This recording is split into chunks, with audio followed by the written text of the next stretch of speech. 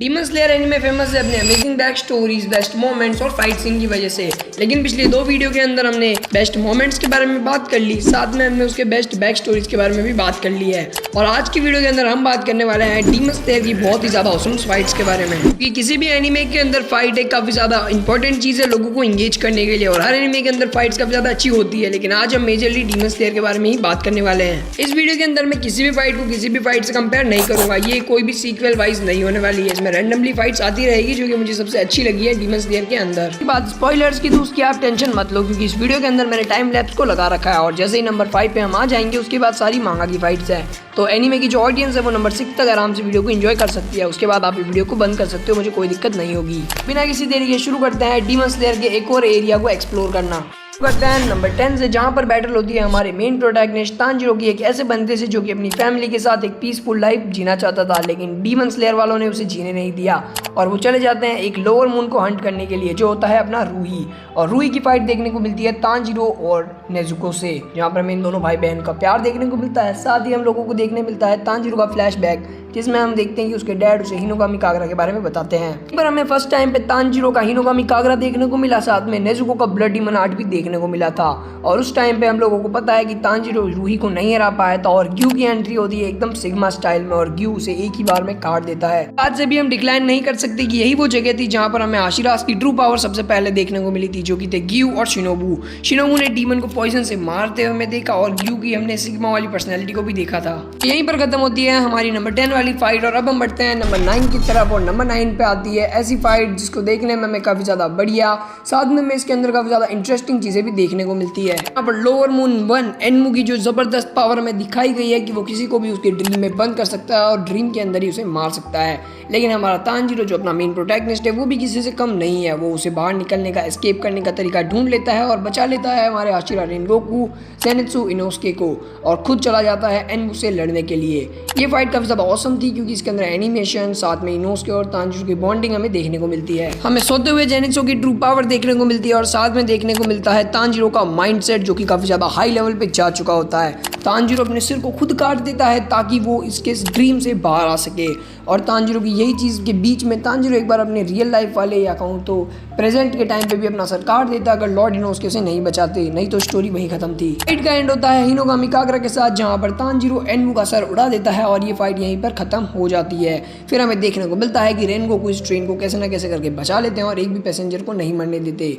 ये fight number 9 deserve करती है और एनीमे की ये काफी ज्यादा अच्छी फाइट है। इसी तरीके बढ़ते हैं अगली फाइट की तरफ और अगली फाइट आती है हमारे स्वॉर्डस्मिथ विलेज के अंदर, जो कि है तांजीरो वर्सेस हान टेंगू वाली फाइट। पर मून फोर्ड जब अपनी पहली अपीयरेंस के टाइम हमें देखा था तब वो हमें काफी ज्यादा चोमू लगा था और ऐसा लगा था कि ये काफी ज्यादा वीक है।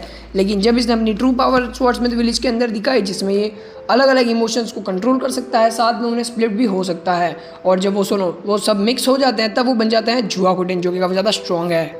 इसी फाइट के साइड में ग्योको वर्सेस मूचिरो की फाइट भी चल रही थी, बट वो फाइट मुझे इतनी ज़्यादा अच्छी नहीं लगी क्योंकि वो फाइट काफ़ी ज़्यादा आसान थी, साथ में वो काफ़ी ज़्यादा जल्दी खत्म भी हो गई थी मूचिरो के मार्क की वजह से। लेकिन ये वाली फाइट इसलिए इतनी इंटरेस्टिंग थी क्योंकि इसमें तांजीरो के साथ में मित्सुरी, लव आशिरा जिसके पास मार्क था, साथ में गेन्या और नेजुको थे, साथ में जुआकुटेन उनसे फाइट कर रहा था और इन्हें उसकी मेन बॉडी को भी ढूंढना था।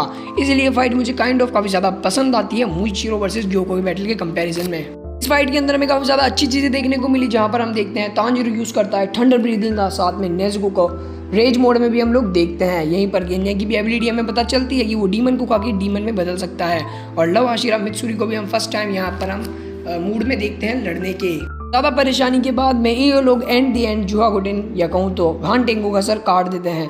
और यहाँ पर तांजीरो को पता चलता है the biggest plot in demon slayer, जो कि था नेजुको सन से कॉन्कर है।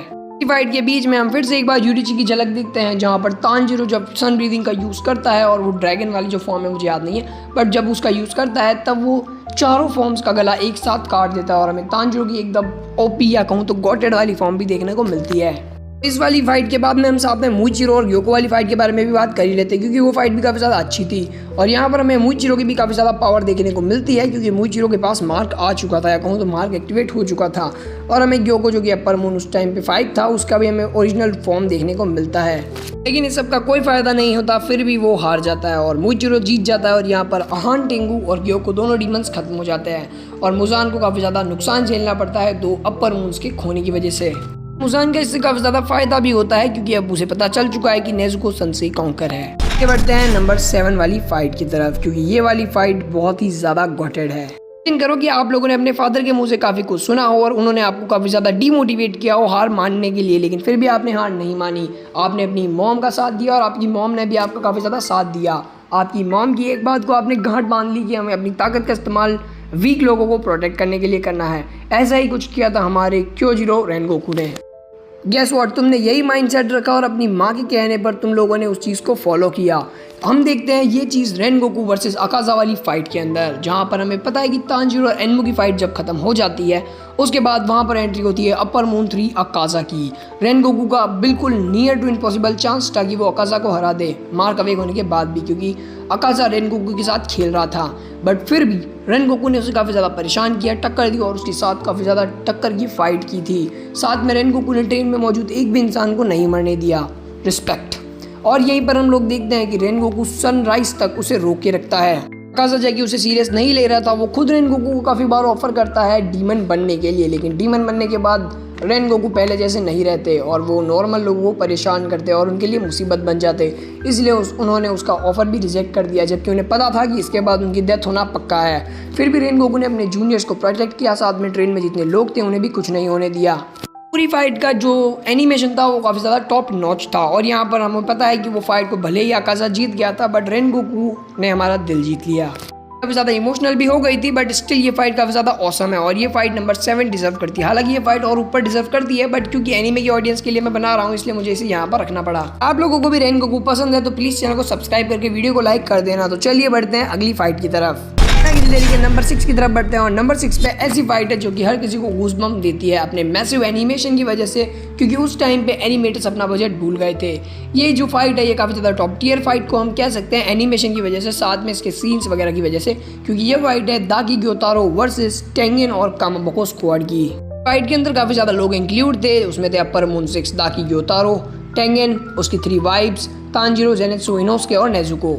हम बात करते हैं दाकी की। दाकी को जो मारने वाले थे वो थे इनोसुके और जेनेत्सु, लेकिन उन दोनों के मारने से पहले ही नेजुको उसे मार देती अगर तांजीरो बीच में नहीं आता तो।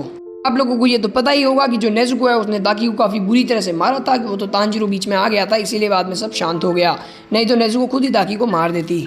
यहाँ पर टेंगन वर्सेस ग्योतारो वाली फाइट को तो हम भूल ही नहीं सकते। उसका जो मैसिव एनिमेशन था वो कितना ज़्यादा ऑसम था, साथ में उसके इमोशन, फाइट सीन्स वगैरह सब काफ़ी ज़्यादा टॉप टियर थे और ये शायद काफ़ी ज़्यादा टॉप टियर फाइट भी हम कह सकते हैं और ये नंबर 6 डिजर्व करती है। और अगर यहाँ पर हम मांगा की फाइट्स को भी इंक्लूड करते तो ये आराम से नंबर 2 या 3 पर आती। तांजीरो का मार्क भी यहाँ पर सबसे पहले अवेक हो जाता है और हम टेंगन की साउंड ब्रीदिंग को भी देखते हैं, जहाँ पर हमें टेंगन की एबिलिटीज़ के बारे में पता चलता है कि पॉइजन उसे इफेक्ट नहीं कर सकता क्योंकि वो एक शिनोबी है। साथ में हमें टेंगन की स्पीड के बारे में भी पता चलता है। इनोसुके और जेनेत्सु की बॉन्डिंग में हम देखने को मिलती है, क्योंकि वो दाकी को हराने के लिए काफ़ी ज़्यादा स्ट्रगल करते हैं और दाकी को एंड दी एंड हरा भी देते हैं और इन दोनों का साथ में गला काट कर ये फाइट का दी एंड हो जाता है। लेकिन यहाँ पे हमारे हाशिरा टेंगन उजुई को अपना एक हाथ और एक आँख खोनी पड़ती है और हमारी एनीमे की जो फाइट्स थी वो सारी की सारी खत्म हो जाती है। अब आगे बच रही है 5 फाइट जो कि है पूरी मांगा बेस्ड। तो अगर आप लोगों को स्पॉइलर से दिक्कत है या आप लोगों ने मांगा रीड नहीं कर रखी है तो आप वीडियो को यहीं पर छोड़ के जा सकते हो, बट वीडियो को लाइक कर देना जाने से पहले। अब जब हम नंबर 6 तक पहुंच चुके हैं तो मैं आपके लिए एक बहुत ही बढ़िया न्यूज़ लेके आया हूँ। एनीमाम जो कि एक ब्रांड है, एनीमे टी शर्ट बनाती है, ये आपके लिए लेके आया है काफ़ी ऑसम से टी शर्ट। और यही चेक करने के लिए मैंने भी एक टी शर्ट ऑर्डर करके देखा और ये टी शर्ट काफ़ी ज़्यादा ऑसम है, इसकी क्वालिटी भी काफ़ी ज़्यादा ऑसम है। आप लोग भी इसे ऑर्डर कर सकते हो मेरा कूपन कोड यूज़ करके FB Type 7, जिसमें आपको 10% का डिस्काउंट भी मिल जाएगा और यहाँ से आप टी शर्ट मंगवा सकते हो, जहाँ पे आपको काफ़ी सारे प्रीमियम टी शर्ट बहुत सस्ते में मिल जाएंगे। यहाँ पर बढ़ते हैं अगली फाइट की तरफ और वो फाइट एक ऐसे कैरेक्टर की है जिसने अपनी पूरी लाइफ डर के निकाली, लेकिन जब अपने मास्टर की डेथ के बारे में उसे पता चलता है तो वो काफ़ी ज़्यादा गुस्से में आ जाता है, जिसने अपनी इन्फिनिटी कैसल के अंदर अपनी बैडेस्ट एंट्री देके सबकी फाड़ दी। यहाँ पर मैं बात कर रहा हूँ जेनेत्सु अगात्सुमाकी की और ये काफ़ी ज़्यादा बैडेस्ट कैरेक्टर है इन्फिनिटी कैसल के अंदर, जिसने एंट्री लेते ही सबसे पहले ढूंढा एक ऐसे अपर मून डीमन को जिसे उसे काफ़ी टाइम से मारना था और वो अपर मून डीमन था अपर मून 6 काएगाकू, जो कि रिप्लेस हो गया था। आप जेनेत्सु का फॉर्मल क्लासमेट भी समझ सकते हो, लेकिन यही कारण था जेनेत्सु के मास्टर के डेथ की, क्योंकि ये एक डीमन में बदल गया था और ये सदमा उसके मास्टर को सहन नहीं हुआ और उन्होंने अपनी जान ले ली। तो इसी बात से जेनेत्सु काफ़ी ज़्यादा गुस्सा था इस डीमन से। जेनित्सु की ट्रू पावर को भी देखते हैं और वो बताता है अपने थंडर ब्रीदिंग के 7th फॉर्म को। और ये फ्लेमिंग थंडर गॉड जो कि काफ़ी ज़्यादा पावरफुल मूव था और ये नेक्स्ट लेवल पर था। और हम देखते हैं कि इसे जो काइगाकू है जो कि थंडर ब्रीदिंग में मास्टर है वो भी यूज़ नहीं कर सकता। और जेनित्सु अपने मास्टर का बदला लेने के लिए इसका यूज़ करता है काइगाकू के ऊपर और एक ही अटैक के अंदर उसका गर्दन को उड़ा देता है और अपर मून 6 को अकेले ही हरा देता है। और नंबर 4 पे आती है 1v3 वाली फाइट, यानी कि डोमा वर्सेस शिनोबू वाली फाइट। और ये फाइट भी काफ़ी ज़्यादा ऑसम थी क्योंकि हम लोगों ने शिनोबू की स्पीड को देखा और जिसने अपर मून 2 जैसे डोमा जैसे बंदे से काफ़ी अच्छी फाइट की थी। और हम लोगों को ये भी पता चला कि शिनोबू कितनी चालू है, यानी कि वो कितनी ज़्यादा स्मार्ट है। उसने अपने आप को इतना ज़्यादा काबिल बनाया, अपने आप को इतना सारा पॉइजन कंज्यूम करवाया ताकि वो डोमा को हरा सके और उसका प्लान भी सक्सेसफुल हो जाता है।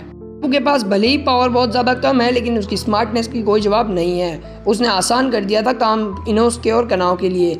इस फाइट के अंदर हमें इनोस्के की बैक स्टोरी भी देखने को मिली थी कि उसके मदर के बारे में भी हमें पता चला था।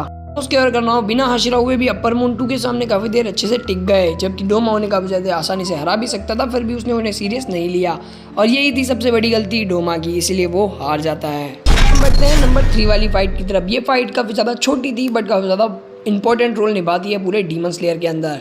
अगर तुम लोग दुनिया के सबसे ताकतवर इंसान बन चुके हो, तुम्हारे पास एक बहुत ही बड़ी मैसिव आर्मी है, अपर मून्स है, लोअर मून्स है और तुम लोगों को कोई भी नहीं हरा सकता, या कहूँ तो पूरा सिविलाइजेशन या ग्रुप भी तुम्हें नहीं हरा सकता। लेकिन स्टिल एक बंदा आता है और तुम्हें बस 1 सेकंड या कहूँ तो एक बार देखते ही पूरी तरह से मार देता है, लेकिन तुम कैसे ना कैसे करके वहाँ से बच के चले जाते हो।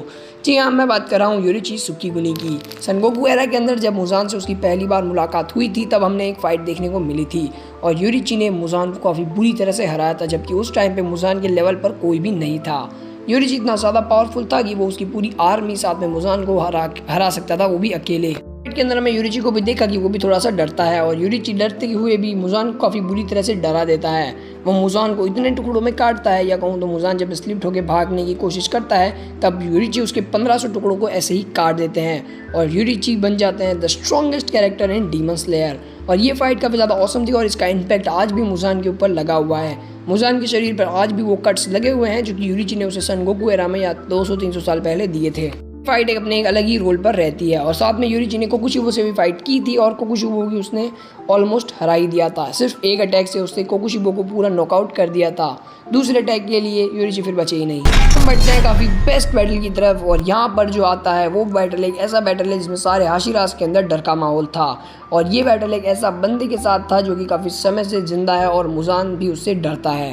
यहाँ पर हमने पावर देखी थी अपर 1 की, मून ब्रीदिंग यूजर कोकुशिबो की, जिसके सामने 4 या कहूँ तो 3 हाशिरास थे और एक नॉर्मल ऐसा बंदा था जो कि डीमंस में बदल कर उनकी पावर यूज कर सकता है। सामने जो 3 हाशिरास थे वो भी कोई ऐसे वैसे हाशिरास नहीं थे। स्ट्रॉन्गेस्ट 2 हाशिरा ग्योमे और सानेमी, और वहीं पर तीसरा हाशिरा था मुइचिरो तोकितो जो कि उसी का डिसेंडेंट था। कोकुशिबो अकेला ही इन 3 हाशिरास से भिड़ता है। सबसे पहले वो मुइचिरो का गेम बजाता है और उसके बाद में वो लड़ता है ग्योमे और सानेमी से। और यहाँ पर हम एक चीज़ भी डिक्लाइन नहीं कर सकते कि वहाँ पर सबके पास मार्क था, यहाँ तक कि ग्योमे के पास भी। और ग्योमे के पास मार्क मतलब कि तबाही, और ग्योमे तक के बंदे से वो काफ़ी ज़्यादा अच्छे बैटल कर रहा था। ये सबको फिर भी बहुत ज़्यादा स्ट्रगल करना पड़ा था कोकुशिबो को हराने के लिए बिना उसकी ट्रू फॉर्म में जाए। लेकिन जब कोकुशिबो अपनी ट्रू फॉर्म में जाता है उसके बाद तो उसे हराना बिल्कुल इम्पॉसिबल हो गया था। वो तो खुद कोकुशिबो का जो मोटिव था लड़ने का वो ख़त्म हो जाता है, इसीलिए वो अपने आप को हारना या कहूँ तो खुद डिफीट को एक्सेप्ट कर लेता है और हार जाता है। इमेजिन करो कि अगर कोकुशिबो उस टाइम पे हार नहीं मानता तो बाकी सारे हाशिरास का क्या होता, क्योंकि यहाँ से जैसे ही वो हारता वो रिकवर होकर चला जाता मुजान की मदद करने के लिए, और उसके बाद तो इन हाशिरास को घंटा कोई नहीं बचा पाता। फाइट भी जब एनिमेट होगी तब इसका एनिमेशन काफ़ी ज़्यादा टॉप नॉच होगा, क्योंकि यूफिटेबल वाले का काम हम लोग जानते हैं। तो आगे बढ़ते हैं अपनी नंबर 1 वाली फाइट की तरफ, जो कि इस फाइट से भी काफ़ी ज़्यादा अच्छी थी, और वो फाइट है none other than Muzan versus all Hashiras वाली फाइट। इस फाइट के अंदर वो सब कुछ था, भले ही हमने इसे मांगा में देखा लेकिन इसके मांगा पैनल्स भी काफ़ी ज़्यादा ऑसम थे। यहाँ पर हमें पावर देखने को मिलती है खुद मुजान की, डीमन किंग की, साथ में हमें तांजीरो की फुल पोटेंशियल देखने को मिलती है जिसमें वो सन ब्रीदिंग को यूज़ करता है। यहीं पर हमें देखने को मिलता है सबसे अंडररेटेड हाशिरा का ट्रू पोटेंशियल जो कि था ओबनाई इग्रू, जो कि मुजान से अकेले लड़ता है कुछ समय के लिए। यहाँ पे हमें काफ़ी सारी सैड डेथ्स भी देखने को मिलती है जो कि काफ़ी ज़्यादा सैड थी। यहाँ पे हमें बैक स्टोरीज भी देखने को मिलती है, और यहीं पर हमें देखने को मिलता है तांजीरो का ट्रू पोटेंशियल के साथ साथ नेज़ुको की रिकवरी भी। सारे हाशिरास अपनी पूरी चीज़ जान लगा देते हैं मुजान को रोकने के लिए, उसे सन में लाने के लिए, और एंड द एंड वो कामयाब भी हो जाते हैं। लेकिन इस फाइट के बाद में हमें देखने को मिलता है कि मुजान अपनी सारे की सारी ब्लड को ट्रांसफ़र कर देता है तांजीरो के अंदर और तांजीरो बन जाता है नया डीमन किंग। हालांकि ये ज़्यादा देर तक नहीं चला था, तांजीरो की पोटेंशियल और उसकी माइंडसेट की वजह से वो जल्दी ही ठीक हो जाता है। लेकिन ये फाइट भी कहीं ना कहीं काफ़ी ज़्यादा ऑसम डिजर्व करती है और ये फाइट नंबर 1 रैंक तो पक्का डिजर्व करती है। और जब ये फाइट एनिमेट होगी तो भी इंटरनेट ब्रेक करने की पावर रखती है। यहीं पर हमारी डीमन स्लेयर की सारी बेस्ट फाइट्स खत्म हो जाती है और वीडियो का एंड यहाँ पर हो जाता है। तो मिलता हूँ किसी और वीडियो के अंदर, तब तक के लिए bye bye and peace out. Comment कर देना अगर आपको वीडियो पसंद आई हो तो, और आपको कौन सी फाइट सबसे ज़्यादा बेस्ट लगती है ये भी कमेंट कर देना। Bye bye and peace out.